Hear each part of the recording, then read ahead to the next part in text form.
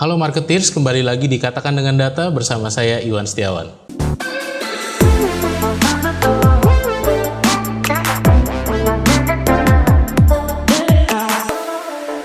Di hari pelanggan ini kita kedatangan tamu istimewa di Katakan Dengan Data. Saya sudah bersama dengan Pak Ega. Selamat datang Pak Ega. Selamat pagi Mas Iwan. Selamat pagi. Pak Ega ini adalah Direktur di Pertamina Patraniaga untuk Regional Marketing. Terima kasih banyak Pak sudah mampir ke studio Marketeers hari ini. Pak Ega, di hari pelanggan ini kita ingin membahas sedikit tentang bagaimana melakukan marketing tapi berbasis data atau pemahaman terhadap pelanggan ya Pak ya. Pertamina ini kan besar sekali Pak. Ya, transaksinya pasti saya yakin jutaan setiap hari, SPBU-nya juga di mana-mana. Bagaimana Pertamina melihat customer data ini? Ya, pertama-tama tentu kita harus membangun kesisteman yang mengkonekkan antara layanan kita dengan customer. Ya. Oleh karena itu kita membuat program digitalisasi. Program digitalisasi ini berhasil mengintegrasikan outlet-outlet kita. Itu tahap pertama. Tahap berikutnya kita mengkonekkan outlet ini dengan konsumen. Nah, ini memang cukup challenging. Yeah. Nah, di dalam mengkonekkan interaksi dengan konsumen ini ada beberapa platform. Ada platform My Pertamina, ada platform call center 135, ada platform sosial media yang kita bangun, bahkan setiap produk kita itu ada akun sosial medianya. Yeah. Sehingga ini menjadi platform-platform bagaimana kita berinteraksi dengan konsumen. Dari sekian banyak interaksi itu kita mulai bisa mendapatkan insight-insightnya.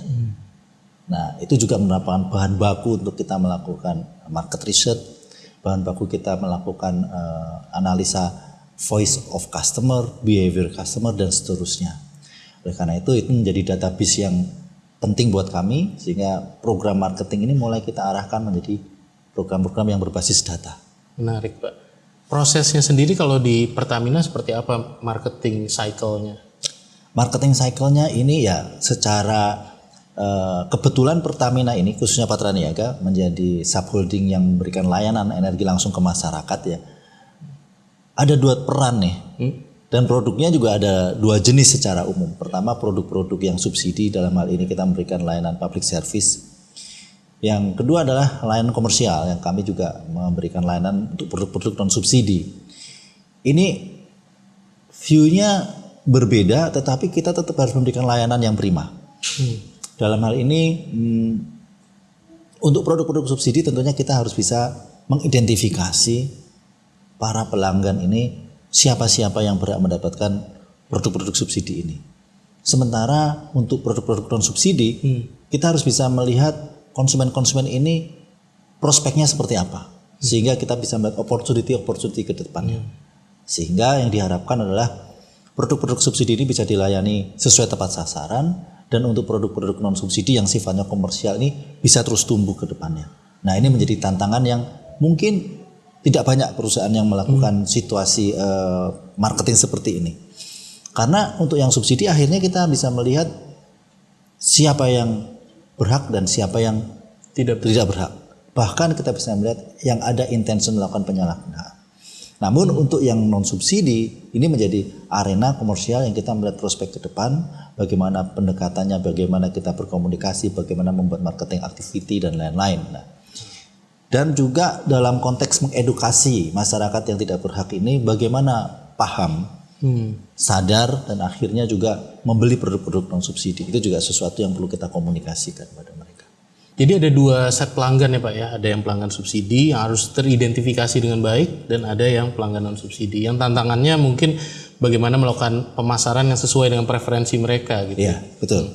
Nah, kadang problemnya adalah konsumen Pertamina ini memang kalau dilihat dari sisi produk itu hanya dua, BPN, LPG yang besar ya. Yang besar. Meskipun ada yang petrochemical dan lain-lain. Tapi kalau khusus di pemasaran regional, khususnya yang segmen retail, mungkin yang dua ini yang besar.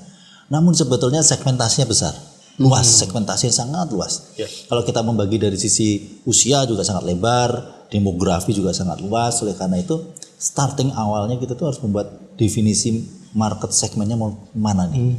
Nah, dari database yang kita miliki ini kita bisa melihat, oh ternyata segmentasi yang terbesar ada di mana, sentimen yang paling besar ada di mana. Karena kita juga ada interaksi media sosial ya, di situ kita punya media sosial monitoring sehingga kita bisa melihat sentimen yang paling besar di segmen ini sehingga kita harus garap di segmen itu. Nah, starting awal ini bagaimana menetapkan definisi marketing plan ini penting. Ya. Karena nggak mungkin kita masuk semua segmen karena terlalu luas. Nah, setelah itu kita juga membuat beberapa skema program promosi. Ya. Program promosi ini tentunya kita harus sesuaikan dengan sebetulnya arena mana yang kita mau masuk. Kepada siapa dan kita bagaimana mengambil positioningnya Pertamina itu sendiri. Karena tidak mudah, karena positioning Pertamina juga banyak. Bisa mengambil dari sisi angle layanan publik, bisa mengambil angle oil and gas, bisa mengambil angle gas stationnya saja. Nah, ini tidak mudah. Nah, juga selain itu ini harus align dengan program activity teman-teman di lapangan, khususnya bagian frontliner yang melakukan penjualan. Nah, ini juga harus align antara yang kita siapkan marketing dengan apa yang dieksekusi di lapangan. Nah, ini juga harus align dengan brand communication yang dibangun. Karena definisi di awal kita akan bermain di segmen mana, kepada siapa kita akan berkomunikasi, ini penting. Brand communication, jangan sampai kita mengambil segmen maskulin gitu seperti itu, ternyata komunikasinya adalah feminin, itu tuh nggak ketemu. Nah, ini dari awal definisi ini yang sangat luas segmentasi di Pertamina ini, khususnya konsumen-konsumen kami, ini harus kita definisikan. Mana yang paling besar, mana yang prioritinya, Pareto seperti apa. Nah, itu basisnya memang kita ngambil dari data. Ya. Nah, selanjutnya kita juga melihat beberapa partner sesungguhnya yang berada di segmen yang sama. Nah, ini kita bisa melakukan kolaborasi untuk program-program loyalty, program-program cross selling, cross point gitu. Itu sangat mungkin kita lakukan, apalagi kita juga ada platform digital. Kira-kira begitu. Pak, kalau kita dalami tadi tentang kelompok penerima subsidi BBM ya Pak ya, bagaimana sih Pertamina itu menentukan yang layak dan tepat untuk jadi sasaran subsidi? Ya, jadi customer base kita ada yang subsidi dan non subsidi. Memang yang terbesar ada yang subsidi. Oleh karena itu bagaimana kita membangun customer database untuk yang subsidi ini menjadi penting. Nah, ketika kita sudah mempunyai customer database yang subsidi ini, kita bisa melakukan analisa yang sesuai ketentuan regulasi itu sudah ada identifikasinya. Segmen mana yang boleh, tipe kendaraan seperti apa yang boleh. Nah, ini kita masukkan ke dalam database platform My Pertamina kita. Nah, disitulah nanti sistem akan bekerja melakukan pemilahan dengan sistem subsidi tepat. Nah, saat ini sudah ada 3,83 juta registran untuk konsumen Pertalite dan 3,38 juta untuk segmen konsumen solar. Memang untuk subsidi ini ada sifatnya harus pengendalian dan tepat sasaran. Nah, oleh karena itu kita juga bisa mengidentifikasi konsumen-konsumen yang dalam tanda kutip menggunakan kesempatan ini untuk hal yang tidak baik. Nah, kita sudah bisa beberapa mengidentifikasi konsumen yang kita blokir seperti itu untuk yang tidak berhak ataupun mungkin melakukan penyalahgunaan. Tetapi tidak serta-merta kita melakukan pemblokiran. Tentunya konsumen yang seperti ini bisa kita edukasi untuk membeli produk-produk yang non subsidi. Sehingga ini meskipun dia melakukan tindakan-tindakan yang dalam tanda kutip mencoba untuk tidak sesuai ketentuan, tetapi kita melihat itu suatu peluang untuk konsumen non subsidi. Sehingga itu perlu juga kita edukasi. Setelah data ini diakuisisi, langkah berikutnya apa Pak biasanya? Kita melakukan profiling. Profiling. Jadi selain profiling kita juga melakukan prospecting. Karena kan kalau berbicara yang komersial, ini kan kalau yang non subsidi kita akan masuk ke yang komersial, itu kita profiling dan prospecting. Kita melakukan prospecting sebetulnya kita sudah bisa melihat shiftingnya itu kebanyakan kemana prospeknya. Misalnya di area-area yang banyak pertambangan, shiftingnya dia harus ke solar yang non subsidi. Berarti area-area tersebut, SPBU tersebut itu mempunyai prospek untuk menjual solar deck slide atau solar deck. Jadi kita sesungguhnya juga melakukan profiling arena-arena atau area-area mana yang SPBU tersebut banyak potensi konsumen-konsumen non subsidi. Mulai banyak area-area yang nopol-nopolnya dilakukan exception sehingga kita lihat di situ adalah peluang-peluang untuk kita masuk dengan produk-produk non subsidi, tentu dengan edukasi yang betul, yang benar, yang bisa dipahami oleh semua pihak bahwa memang segmen tersebut tidak berhak membeli untuk BBM subsidi. Dan juga setelah kita melakukan peta arena tersebut, kita ada program sekian persen SPBUD-nya itu harus menyediakan produk-produk non subsidi. Nah ini nanti kita bisa melihat bagaimana kita membuat program komunikasi, program marketing, loyalty dan lain-lain sehingga impact-nya terhadap penjualan produk-produk non subsidi itu juga meningkat. Selain produk yang subsidi juga tepat sasaran dan terkendali. Oh baik. Jadi profil itu digunakan untuk menentukan produk apa yang diprioritaskan dan programnya didesain seperti apa gitu ya? Iya. Jadi memang program itu kita desain untuk segmen-segmen tertentu, tidak semua segmen. Tetapi ada satu bottom line yang memang kalau kita berpikir tentang produk subsidi dengan non subsidi itu disparitas harganya kan besar. Ya. Oleh karena itu di hari-hari tertentu kita juga harus memberikan apresiasi pada konsumen yang membeli BBM non subsidi ya atau produk LPG non subsidi dengan program-program yang memang menyentuh khusus terkait price. Sehingga ada harga yang berbeda untuk konsumen-konsumen non subsidi pada posisi-posisi atau program-program tertentu. Seperti kita ada program yang lebih hemat Rp300 untuk produk-produk tertentu di hari Jumat untuk produk Pertamax seperti saat ini.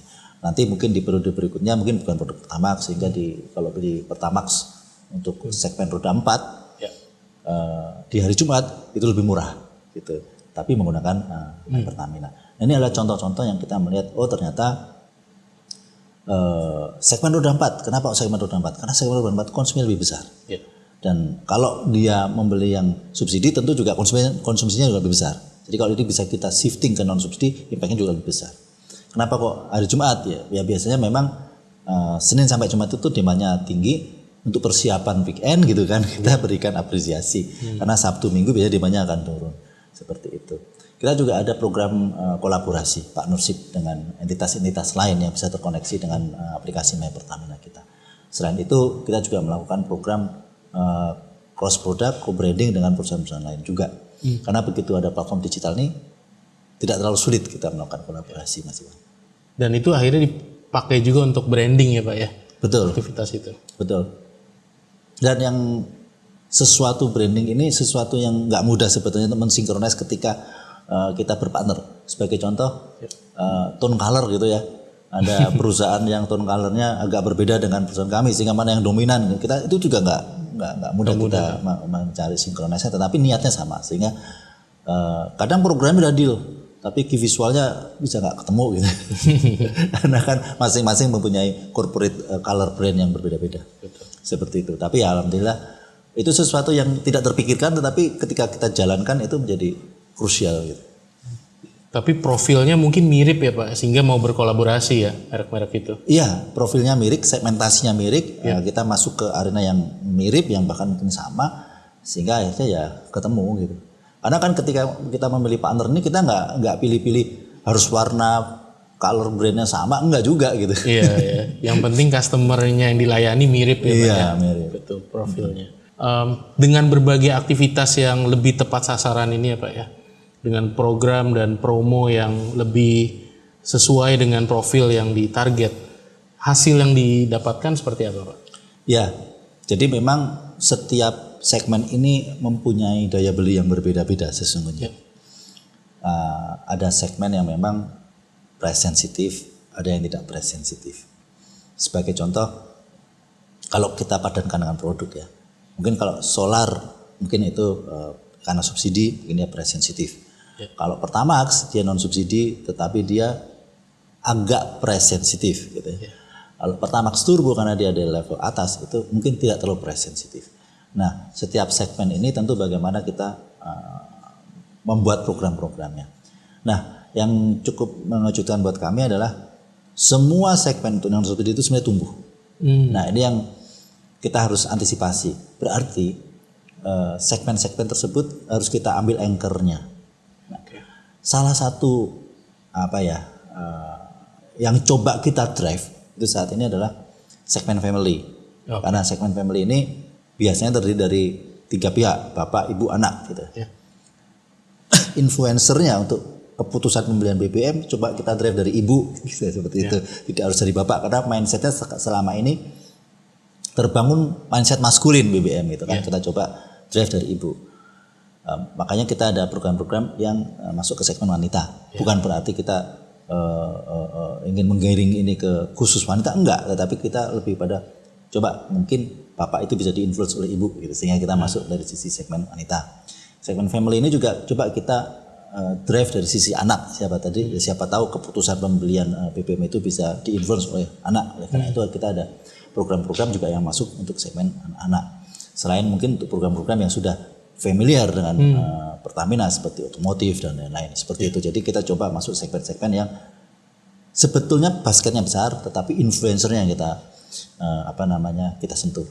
Bukan direct usernya yang decision maker utamanya malah. Itu tetapi kita perkuat dengan agar mengerucut akhirnya memilih produk Pertamina. Menarik ya Pak, BBM biasanya dianggap sangat dominan pria, tapi influencernya yang di target ya.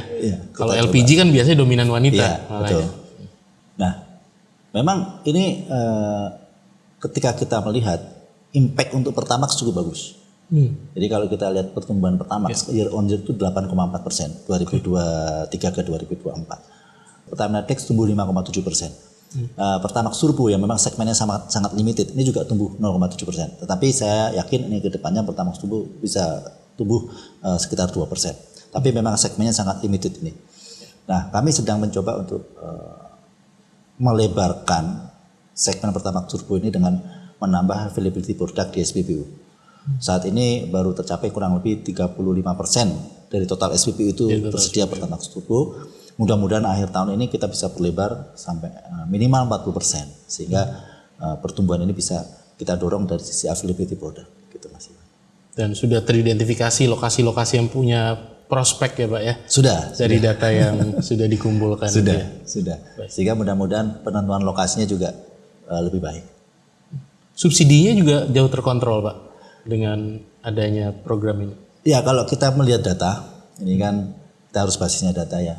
Year on year-nya ini kalau 2022 ke 2023 itu mengalami penurunan 0,4%. Nah, kalau di semester 1 2024 ini juga mengalami penurunan 0,6%. Ini artinya kita bisa mengendalikan dari sisi subsidi dalam konteks ini khususnya pertumbuhannya. Karena biasanya solar subsidi itu setiap tahun tuh naik 5 sampai bahkan bisa sampai 9% setiap tahun. 5, kadang 6, kadang 7, kadang 9%. Itu range-nya setiap tahun naik. Nah, khusus mulai 2022 ke 2023 itu minus. 2023 ke 2024 itu ada equilibrium baru. Karena kita sudah menerapkan subsidi tepat. Nah, ini nanti kita lihat mudah-mudahan kalaupun growth hanya 1%.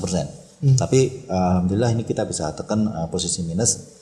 Nah, kita akan coba jaga kalaupun nanti growth ya paling 1%. Karena kebetulan di tahun 2024 ini banyak kegiatan nasional.